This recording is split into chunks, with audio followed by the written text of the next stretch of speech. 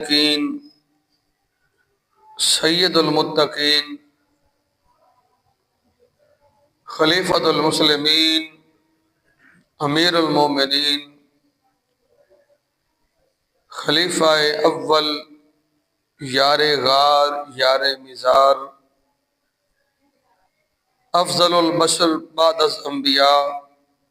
حضرت ابوبکر صدیق رضی اللہ تعالی عنہ کے یوم وصال کے حوالے سے چند معروضات پیش کرنی ہے، اور ساتھ ہی کیونکہ شمسی سال 2024 جو ہے وہ اپنے اختتام کی طرف رواں دواں ہے، تو زمانہ سوشل میڈیا کا ہے اور یہ عفریت بے قابو ہے۔ ہمارے نوجوان، ہماری نسل جو کچھ دیکھتی ہے، بالخصوص یورپ کے اندر، تو وہ اس کو فالو کرنے کی، اس کو اپنانے کی کوشش کرتے ہیں۔ وہ یہ بھول جاتے ہیں کہ ہم مسلمان ہیں اور ہماری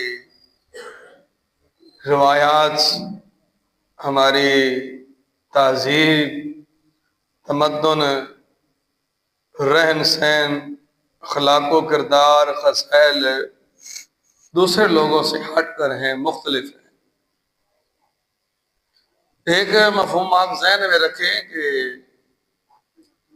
فریڈم، آزادی کا جو تصور ہے نا، جو مغربی دنیا کے اندر دیا جاتا ہے کہ انسان مادر پدر آزاد ہے، کہ ہر بندے کو حق حاصل ہے کہ وہ جو کرے، جو دیکھے، جو سنے، جو بولے، یہ ہر بندے کا رائٹ ہے۔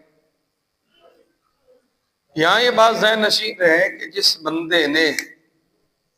آپ نے میرے جملے کی طرف توجہ کرنی ہے، جس بندے نے لا الہ الا اللہ محمد رسول اللہ پڑھ لیا ہے، اب اس کو یورپ والی وہ فریڈم، وہ آزادی حاصل نہیں رہی۔ وہ اتنا ہی بول سکتا ہے، اتنا ہی سن سکتا ہے، اتنا ہی کر سکتا ہے جتنی اللہ اور اس کے رسول کی طرف سے اس کو اجازت ہے۔ جس نے لا الہ الا اللہ محمد رسول اللہ پڑھا، اس کی من مانیاں ختم ہو گئی ہیں۔ اب وہ اللہ کا بندہ ہے اور محمد رسول اللہ صلی اللہ علیہ وآلہ وسلم کا غلام ہے۔ غلاموں کی اپنی مرضیاں نہیں چلتی۔ اگر اس اسوہ کو، اس طریقوں کو میں آج جس شخصیت کے بارے میں گفتگو کرنی ہے، انہی کے اگر طریقے سے میں آپ کو بتاؤں تو شام کے کچھ علاقے آپ کے دور حکومت کے اندر جب فتح ہوئے تو کسی پہلے مفتوحہ قوموں کے بارے میں یہ ہوتا تھا کہ جو ان کے سردار ہوتے تھے، مفتوحہ قوم کے سردار کا سر کاٹ کے وہ حاکم وقت کے پاس بھیجا جاتا تھا، جس کا لشکر ہوتا تھا، جس کی فوج ہوتی تھی۔ جس نے فوج بھیجی ہے، جو ملک کا سربراہ ہے، جو حکمران ہے، اس کے پاس مفتوحہ علاقے کے جو سرکردہ آدمی ہوتا تھا، جو حاکم ہوتا تھا، اس پر قابو پانے کے بعد اس کا سر کاٹ کے بھیجا جاتا تھا پیچھے۔ اب سیدنا ابوبکر صدیق رضی اللہ تعالی عنہ کے دور ہمایوں کے اندر ایسا ہوا، شام کے کچھ علاقے فتح ہوئے، تو جو فوج کے سپہ سالار تھے، غالباً حضرت خالد بن ولید رضی اللہ تعالی عنہ ہی تھے، انہوں نے مفتوحہ علاقے کا سر کاٹ کر سیدنا ابوبکر صدیق رضی اللہ تعالی کے پاس مدینہ بھیجا۔ آپ کے سخت برہم ہوئے اور ناراضگی کا اظہار کیا اور لکھ کے بھیجا